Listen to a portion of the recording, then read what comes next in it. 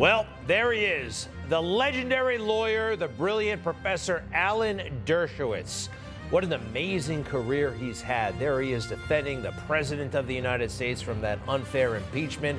Been involved in so many high-profile cases, including one where he was accused wrongly.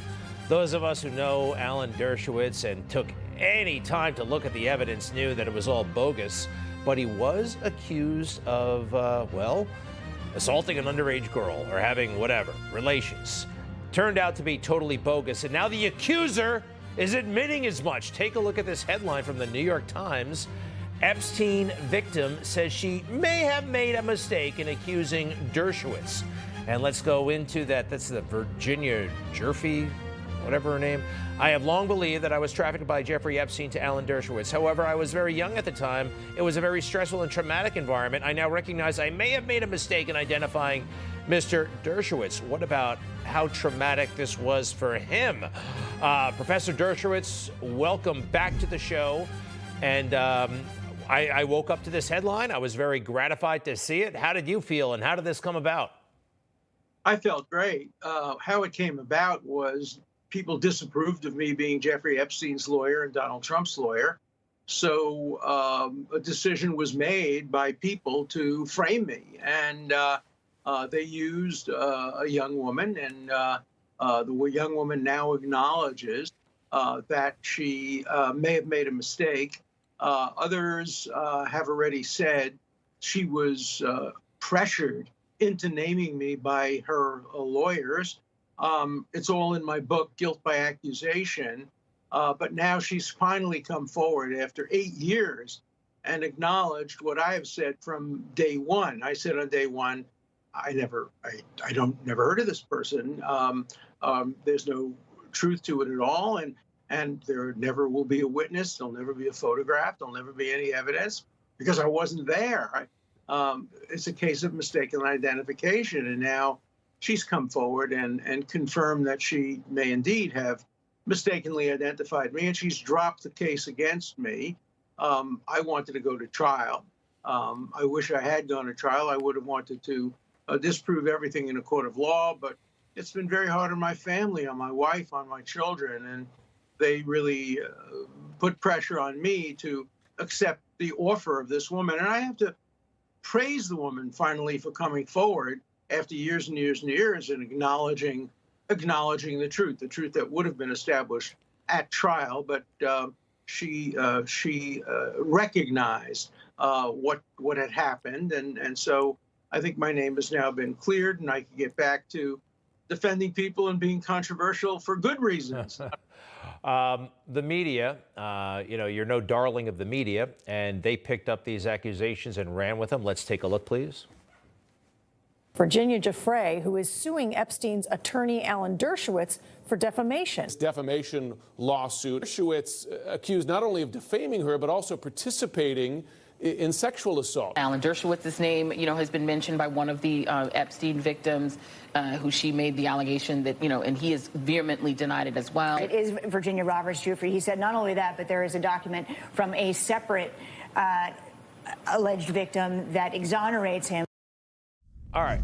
Look, you're a famous, high-profile person. These allegations were quite scandalous and quite wow. I would have to say, I guess I understand they were newsworthy. I mean, to some degree. You know what I mean? You have a famous person, somebody comes forward, whatever, and they're backed up. They're hanging around with David Boies. Do you harbor any resentment? Did the media there make any mistakes with you? Oh, the New Yorker violated its own rules. It said you needed two sources to corroborate an allegation like this.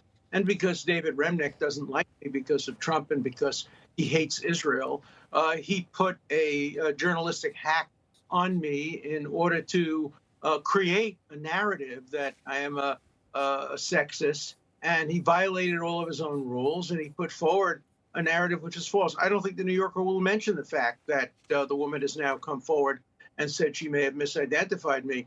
I don't have any real objection if the major news networks carried the story, but they ought to carry this story too.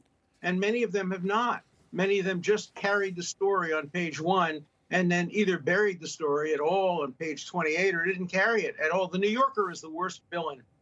They turned from a decent newspaper into a newspaper run by a political hack who has destroyed the magazine and who has turned it into a polemical screed against people he doesn't like.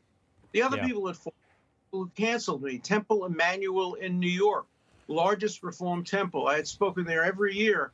They canceled me, even though the Rabbi Josh Davison, said he didn't believe a word of it, but he canceled me. The 92nd Street Y canceled me. The Ramah School canceled me. Where are they now? Why are they not calling me and saying, oh, whoops, sorry. The person who accused you has said she may have misidentified you, but we are not apologizing at all for having engaged in McCarthyite tactics. That's wrong. Hey, Professor, let me ask you one more thing.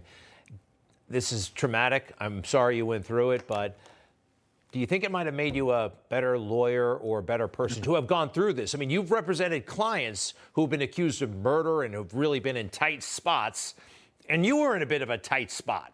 Did you in any way evolve as a person because of this? You know what I mean? Or as a lawyer? There's no doubt that I did. I have much more sympathy now for people who are falsely accused. I was a professional. I won the vast majority of my murder, homicide, attempted murder cases.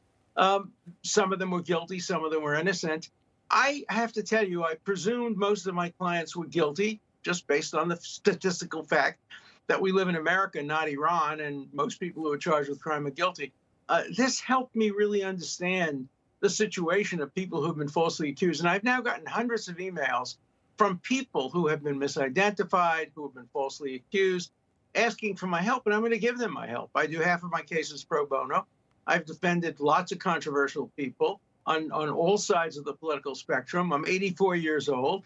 I hope I have the strength and ability and mental acuity to continue to do this for more years, and I will devote a lot of my time to defending falsely accused people. Look, the Me Too movement has done a lot of good in helping to identify real predators, but every single movement gets abused by people who want to take advantage of it.